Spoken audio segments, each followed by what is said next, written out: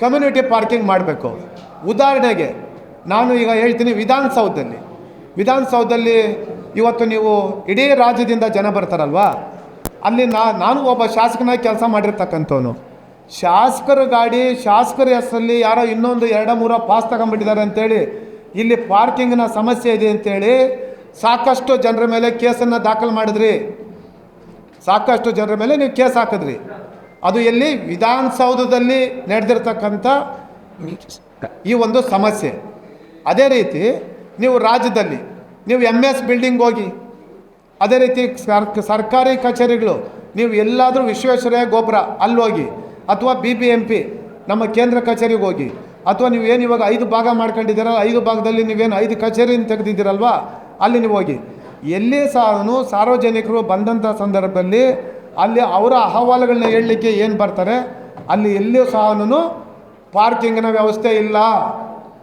ನೀವು ಮೊದಲನೇದಾಗಿ ಮಾಡಬೇಕಾಗಿರ್ತಕ್ಕಂಥದ್ದು ಸರ್ಕಾರ, ನೀವು ಎಲ್ಲಿ ಆಡಳಿತಾತ್ಮಕ ದೃಷ್ಟಿಯಿಂದ ಎಲ್ಲಿ ನಮ್ಮ ಸರ್ಕಾರಿ ಕಚೇರಿಗಳಿದ್ದಾವೆ, ಸರ್ಕಾರಿ ಕಚೇರಿಗಳ ಹತ್ರ ನೀವು ಸರಿಯಾದ ರೀತಿಯಲ್ಲಿ ಪಾರ್ಕಿಂಗ್ನ ವ್ಯವಸ್ಥೆ ಮಾಡಬೇಕು. ಮೆಟ್ರೋ ನೀವು ಮಾಡಿದ್ದೀರಿ, ಮೆಟ್ರೋಗೆ ಇವತ್ತು ಹಲವಾರು ಜನ ನಾಗರಿಕರು ಇವತ್ತು ಸಂಚಾರ ಮಾಡ್ತಾರೆ. ಮೆಟ್ರೋ ಸ್ಟೇಷನ್ ಹತ್ರ ಹೋದರೆ ನೀವು ಮೆಟ್ರೋ ಸ್ಟೇಷನ್ ಹತ್ರ ಪಾರ್ಕಿಂಗ್ ವ್ಯವಸ್ಥೆ ಇಲ್ಲ. ಪಾರ್ಕಿಂಗ್ ವ್ಯವಸ್ಥೆ ಇಲ್ಲ.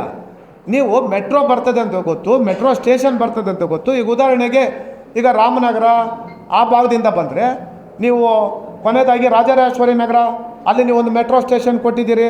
ನೀವು ಕನಿಷ್ಠ ಪಕ್ಷ ಅಲ್ಲೊಂದು 2-3 ಎಕರೆ ಆದ್ರೂ ನೀವು ಅಕ್ವಿಷನ್ ಮಾಡಿ ಅಲ್ಲಿ ಪಾರ್ಕಿಂಗ್ ವ್ಯವಸ್ಥೆ ಮಾಡಬೇಕು. ಈ ಭಾಗದಲ್ಲಿ KRPುರಮಿಂದ ನಾವು ಬಂದರೆ ಬೈಯಪ್ಪನಹಳ್ಳಿ ಬಂದರೆ, ಆ ಬೈಯಪ್ಪನಹಳ್ಳಿಲಿ ತಾವು ಇದು ಮಾಡ್ತಾಯಿಲ್ಲ. ಅಲ್ಲಿ ಸಹ ಪಾರ್ಕಿಂಗ್ನ ವ್ಯವಸ್ಥೆ ಅಲ್ಲಿ ಯಾವ ರೀತಿ ಇದೆ ಅಂದರೆ, ನಾನು ಡೈಲಿ ಅದೇ ರಸ್ತೆಯಲ್ಲೇ ಬರ್ತೀನಿ, ಅಲ್ಲೇ ಓಡಾಡ್ತೀನಿ. ಅಲ್ಲಿ ಮೆಟ್ರೋಗೆ ಬರ್ತಕ್ಕಂಥ ಜನ ಆ ರಸ್ತೆಗಳಲ್ಲಿ ಪಾರ್ಕಿಂಗ್ ಮಾಡಿ ಹೋಗ್ತಾರೆ. ಅಲ್ಲಿ ಪೊಲೀಸ್ನವ್ರಿಗೂ ಮತ್ತು ಸಾರ್ವಜನಿಕರಿಗೂ ದಿನ ತಿಕ್ಕಾಟ. ಪ್ರತಿದಿನ ಇವರು ತಿಕ್ಕಾಟ ಮಾಡ್ಕೊಂಡು ಗಲಾಟೆಗಳಾಗ್ತದೆ. ಇವ್ರ ಮೇಲೆ ಕಂಪ್ಲೇಂಟ್ ಕೊಡ್ತಾರೆ, ಇವ್ರು ಅವ್ರ ಮೇಲೆ ಕಂಪ್ಲೇಂಟ್ ಕೊಡ್ತಾರೆ. ಈ ರೀತಿ ಸಮಸ್ಯೆಗಳು ಸರ್ಕಾರನೇ ಸೃಷ್ಟಿ ಮಾಡಿರ್ತಕ್ಕಂಥ ಸಮಸ್ಯೆಗಳು. ಈ ರೀತಿ ಸಮಸ್ಯೆಗಳನ್ನ ತಪ್ಪಿಸ್ಬೇಕಾದ್ರೆ, ಉದಾಹರಣೆಗೆ ಮಾನ್ಯ ಕೃಷ್ಣ ಬೈರೇಗೌಡರಿಗೆ ನಾನು ಕೇಳಲಿಕ್ಕೆ ಬಯಸ್ತೀನಿ. ಮಾನ್ಯ ಕೃಷ್ಣ ಬೈರೇಗೌಡರು ಕಾನೂನನ್ನು ಭಾಳ ಚೆನ್ನಾಗಿ ತಿಳ್ಕೊಂಡಿರ್ತಕ್ಕಂಥವ್ರು, ಸಾರ್ವಜನಿಕರ ಹಿತದೃಷ್ಟಿಯಿಂದ ಭಾಳ ಒಳ್ಳೆಯ ಕೆಲಸಗಳನ್ನ ಮಾಡ್ತೀನಿ ಅಂತ ತಾವು ಮಾಧ್ಯಮದಲ್ಲಿ ಹೇಳಿ, ತಾವು ಒಳ್ಳೆಯ ಒಂದು ಅಭಿಪ್ರಾಯ ನಮ್ಮ ಮೇಲೆ ಬರಬೇಕು ಅಂತೇಳಿ ತಾವು ಭಾವಿಸಿದ್ದೀರಿ. ತಮ್ಮ ಮೇಲೆ ಒಳ್ಳೆಯ ಅಭಿಪ್ರಾಯ ಬರಬೇಕು ಅಂತಂದರೆ, ಮೊದಲನೇದಾಗಿ ನಾನು ಎಲ್ಲ ಸಮಸ್ಯೆಗಳನ್ನು ಹೇಳಕ್ಕೆ ಹೋಗೋದಿಲ್ಲ. ಇವತ್ತು ನಾನು ಹೇಳ್ತೀನಿ, ಯಾವುದಾದ್ರೂ ನೀವು ಸರ್ಕಾರ ಇರ್ತಕ್ಕಂಥದ್ದು, ರಾಜ್ಯ ಸರ್ಕಾರ ಇವತ್ತೇನು ಸ್ಥಳೀಯ ಸಂಸ್ಥೆ ಚುನಾವಣೆಗಳಿಲ್ಲ. Local governance is very important. Local ಗವರ್ನೆನ್ಸೇ ಇಲ್ಲದೆ ನೀವು ಇದುವರೆಗೂ ಸಹ 6 ವರ್ಷ ಆಗಿದೆ ಚುನಾವಣೆ ಮಾಡಲಿಲ್ಲ. ನೀವು ಯಾವುದೇ ಒಂದು ಟೋಯಿಂಗ್ ವ್ಯವಸ್ಥೆ ಮಾಡಬೇಕಾದ್ರೆ, ಪಾರ್ಕಿಂಗ್ ವ್ಯವಸ್ಥೆ ಮಾಡಬೇಕಾದ್ರೆ, ಈ ರೀತಿಯ ಆಡಳಿತಾತ್ಮಕ ಇಂಥ ಒಂದು ತೀರ್ಮಾನಗಳನ್ನ ನೀವು ಕೈಗೊಳ್ಳಬೇಕಾದ್ರೆ ತಾವು ಏನು ಮಾಡಬೇಕು? ಮೊದಲನೇದಾಗಿ ಸ್ಥಳೀಯ ಸಂಸ್ಥೆ ಇರಬೇಕು. ನೀವು ಅದರಲ್ಲೇ ಸ್ಥಳೀಯ ಸಂಸ್ಥೆ ಇಲ್ಲ ಅಂತಂದರೆ supreme court chief justice bench ಹೇಳಿದ್ದಾರೆ. ಅದರಲ್ಲಿ ನೋಡಿ, ನಾನು ತಮಗೆ ಕೊಡ್ತೀನಿ.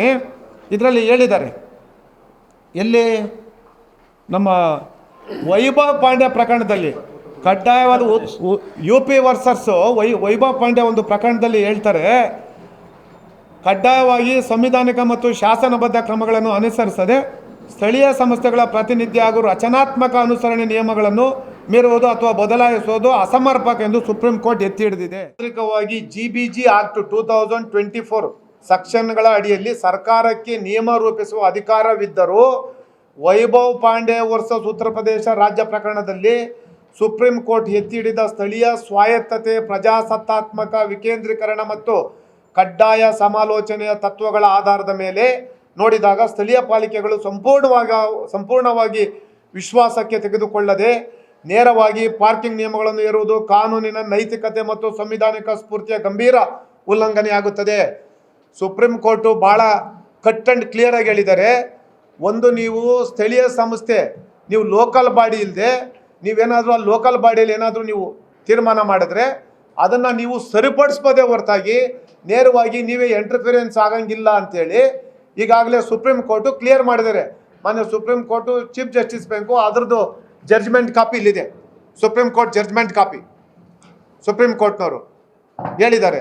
ಆದರೆ ಈ ಕಾಂಗ್ರೆಸ್ ನೇತೃತ್ವದ ರಾಜ್ಯ ಸರ್ಕಾರ ಇವರಿಗೆ ಯಾವುದೇ ರೀತಿಯ ಕಾನೂನುಗಳು ಇವರಿಗೆ ಅನ್ವಯ ಆಗೋದಿಲ್ಲ.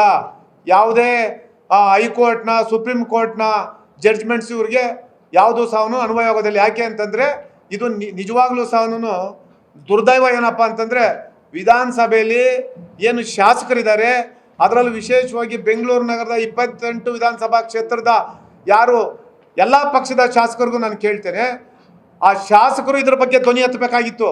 ಯಾತಕ್ಕೋಸ್ಕರ ಸದನ ನಡೀತಾ ಇದೆ, ಯಾತಕ್ಕೋಸ್ಕರ ಇದ್ರ ಬಗ್ಗೆ ಧ್ವನಿ ಎತ್ತಿಲ್ಲ ನನಗೆ ಅರ್ಥ ಆಗ್ತಾ ಇಲ್ಲ. ಮೊನ್ನೆ ನಾನು ವಿರೋಧ ಪಕ್ಷದ ನಾಯಕರು ಅಶೋಕ್ ಅಣ್ಣವರು ನಿಜಕ್ಕೂ ಸಹ ಇದ್ರ ಬಗ್ಗೆ ಬೆಳಕನ್ನು ಚೆಲ್ಲಬೇಕಾಗ್ತದೆ. ಯಾಕೆ ಅಂತಂದರೆ ಸುಪ್ರೀಂ ಕೋರ್ಟ್ನ ಜಡ್ಜ್ಮೆಂಟ್ಸು ಇಷ್ಟೆಲ್ಲ ಇದ್ರೂ ಸಹ ಸ್ಥಳೀಯ ಸಂಸ್ಥೆ ಚುನಾವಣೆಗಳು ಮಾಡದೆ ಇವರು ಸ್ಥಳೀಯ ಸಂಸ್ಥೆ ಆ ಲೋಕಲ್ ಗವರ್ನೆನ್ಸಲ್ಲಿ ಅಲ್ಲಿ ತಗೊಬೇಕಾಗಿರ್ತಕ್ಕಂಥ ನಿರ್ಧಾರಗಳು ಕಾನೂನು ವ್ಯಾಪ್ತಿ ಮೀರಿ ಸರ್ಕಾರ ಈ ರೀತಿ ತೀರ್ಮಾನಗಳು ಮಾಡ್ತಾ ಇರ್ತಕ್ಕಂಥದ್ದು ದುರ್ದೈವದ ಸಂಗತಿ. ಯಾಕೆಂತಂದರೆ ಕಾನೂನು ಮಾಡ್ತಕ್ಕಂಥದ್ದು ಸರ್ಕಾರ ಇರ್ಬೋದು, ಆದರೆ ಸಂವಿಧಾನ ಕಾನೂನಾತ್ಮಕ ಶಾಸನಬದ್ಧ ಹಕ್ಕುಗಳನ್ನ ಕೊಟ್ಟಿದ್ದಾರೆ. ಆದರೆ ಈ ಕಾಂಗ್ರೆಸ್ ಸರ್ಕಾರ ಇವತ್ತೇನು ನಾವು ಪೂರ್ಣ ಬಹುಮತದ ಸರ್ಕಾರ ಅಂಥೇಳಿ ನಾವು ಮಾಡಿದ್ದೆಲ್ಲ ಸರಿ ಅಂಥೇಳಿ ದುರಹಂಕಾರದ ತೀರ್ಮಾನಗಳನ್ನ ಮಾಡ್ತಾ ಇದ್ದಾರೆ. ನಿಜಕ್ಕೂ ಸಹ ಇದು ದುರ್ದೈವ.